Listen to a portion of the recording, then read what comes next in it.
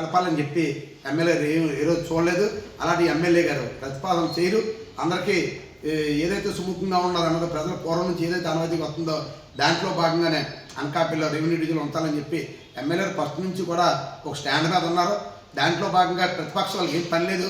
ఆ పని లేక ఏదో అడవి ఉద్యోగంతో టెంట్లు వేసుకొని ఇప్పుడు వాళ్ళలోనే కొట్టు తెస్తుంటారు. ఒక 5-6 లీడర్లు ఒకరి నుంచి ఒకరు పోటీ కోసం రేపు రానున్న రోజుల్లో ఎవరిని నియోజకవర్గ బాధ్యతలు అప్పగిస్తారని భాగంగా వాళ్ళ పోటీలు పడి ఆ పోటీల కోసం నేను ఈ కార్యక్రమం మునుపాటులో ఈ రిలే నిరోధక చేపట్టారు తప్ప వాళ్ళ విధంగా ప్రజలపై మమకారం కానీ ప్రజలకు న్యాయం చేయాలని కాదని చెప్పి దాన్ని నిన్న ఎమ్మెల్యే రిటర్న్ కూడా ఎమ్మెల్యే నిన్న లిఖితపూర్వకంగా ఇవ్వడం కూడా జరిగింది.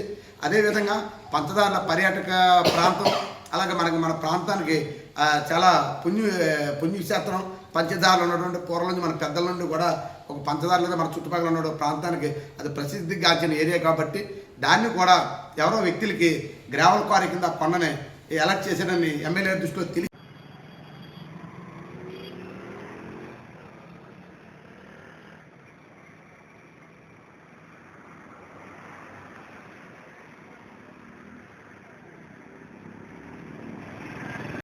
నమస్కారం.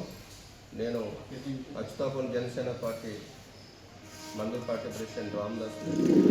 మరి ఈ మధ్యకాలంలో మన జిల్లాలో నక్కపల్లి ఆర్డీఓ డివిజన్ ఆఫీస్ కొత్తగా ఏర్పాటు చేస్తున్నారు. దానిలో ఎలమంచిలి నియోజకవర్గాన్ని కలుపుతున్నారని చెప్పేసి మీడియా పత్రికలు చూసాము.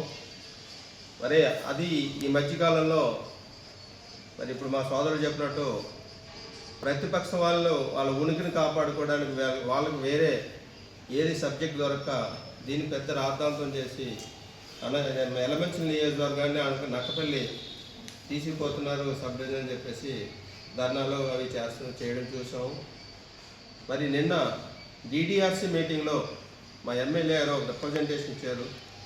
ఇదివరలో అనకాపల్లి డివిజన్లో ఏ విధంగా కలిసి ఉందో అదే కంటిన్యూ చేయాలి, నక్కపల్లి డివిజన్లో కలపొద్దని చెప్పేసి ఒక రిప్రజెంటేషన్ ఇస్తే మన కొల్లి రవీంద్ర ఇన్ఛార్జ్ మినిస్టర్కి జిల్లా ఎమ్మెల్యేలు అందరూ కూడా దాన్ని ఆమోదించి ప్రభుత్వానికి కూడా పంపడం జరిగింది. అది అనకాపల్లి డివిజన్లో ఇదివరకులాగే కంటిన్యూ చేయాలని చెప్పేసి చెప్పడం జరిగింది.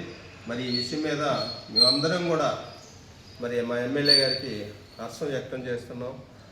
ఎందుకంటే మిగతా ఇదివరకు చూశారు ఎమ్మెల్యేలాగో పత్రికల్లోనో లేదనుకుంటే ఇలా కాకుండా మా ఎమ్మెల్యే ఏం చేయాలనేది మనసులో అతను నిర్ణయం సరైన టైంలో తెలియజేస్తారు. మరి అలాగే మరి గతంలో పంచదార్ల పుణ్యక్షేత్రం దగ్గర ఆ పుణ్యక్షేత్రం అనుకొని గత ఎమ్మెల్యేలు గ్రావెల్ మరి మా ఎమ్మెల్యే కూడా డబ్బు అంటే ఆశ కదా. అలాంటిది నిన్న ఎవరికో క్వారీకి శాంక్షన్ చేస్తే ఆ పంచదారుల కొండ పుణ్యక్షేత్రం దాన్ని క్వారీని ఎవరికి ఇవ్వడానికి లేదని చెప్పేసి దానికి కూడా ఒక రిప్రజెంటేషన్ ఇస్తే జిల్లా ఎమ్మెల్యేలందరూ కూడా ఏకగ్రహం దాన్ని కూడా ఆమోదించి తీర్మానం చేయడం జరిగింది.